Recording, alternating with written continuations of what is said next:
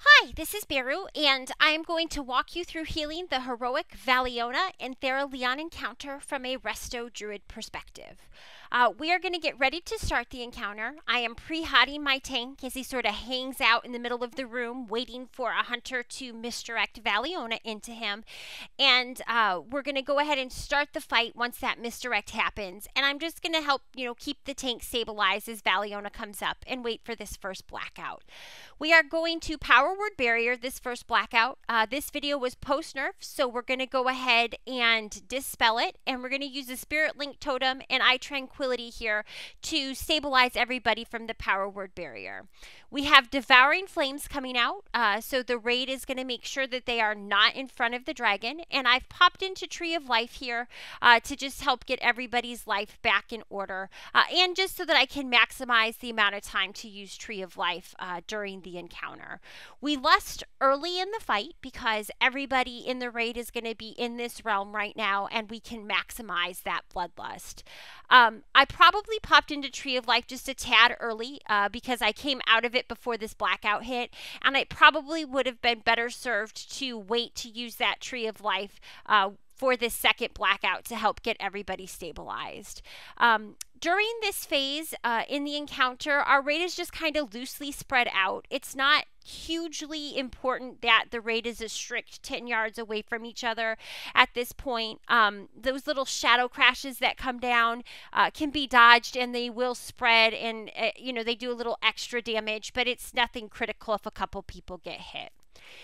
As the Dazzling Destruction comes out here, everybody except the tank and the melee is going to try to draw those Dazzling Destructions to the outskirt of the room so that the melee and the tank can stay in the center of the room and not have to move and can maximize DPS on the boss.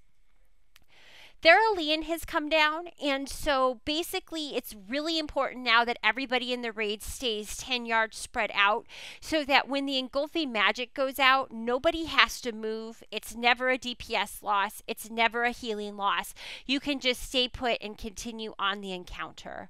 The only two times you have to really move in this phase are if you get Twilight Meteorite, you need to go into the melee to split that meteorite damage, and then if these big shadow fissures spawn on you need to make sure that you move out of them and just adjust your positioning if you're within 10 yards of somebody else. During this phase of the encounter, the only real significant damage that is going to happen is in the melee when the Twilight Meteorites hit. So I tend to just sort of make sure that I give a lot of love to my melee, drop Efflorescence in the melee group, Wild Growth on the melee, and toss them a little extra rejuve to help keep their life stabilized. You see here that I've got the Twilight Meteorite, so I'm going to Bark Skin. I'm going to run in to split the meteorite damage, and then immediately after the meteorite has crashed down, get back out into position.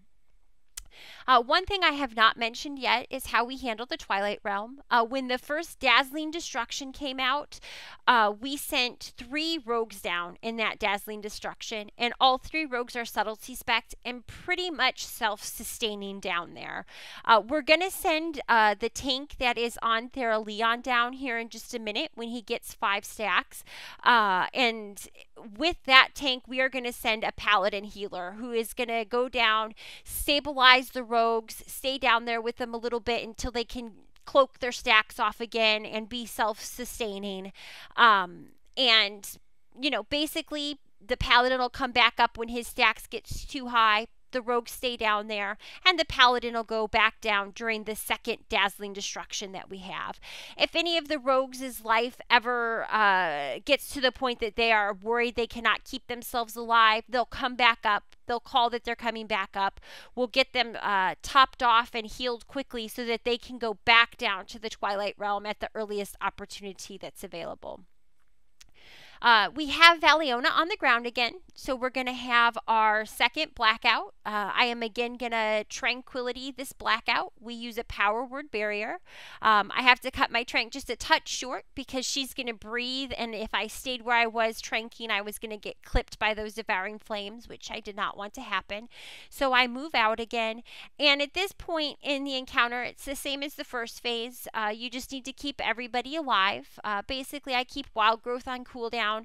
I rejuve anybody who is not at full life, and I just kind of work through the raid trying to make sure that their life stays stable. You can see here we just had a rogue that popped up because his life got a little low, and he'll stay up top until the next dazzling destruction, and then he'll go back down into the Twilight Realm for the encounter. We had another blackout there. We use a power word barrier on our first blackout and a raid wall on our second blackout, and our shaman have taken to rotating spirit link totem during those blackouts because it's a really effective way to sort of just manage everybody's life when they take the blackout hit. We have dazzling destruction happening, so I am again going to move towards the outskirts of the room to try to draw those dazzling destructions out away from the middle of the room where the tank and the melee are.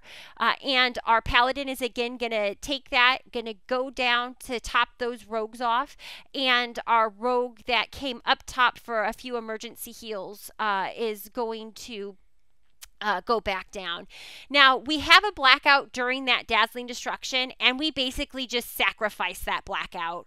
It's not worth trying to coordinate everybody in the middle, so we just ask that person to go off to die.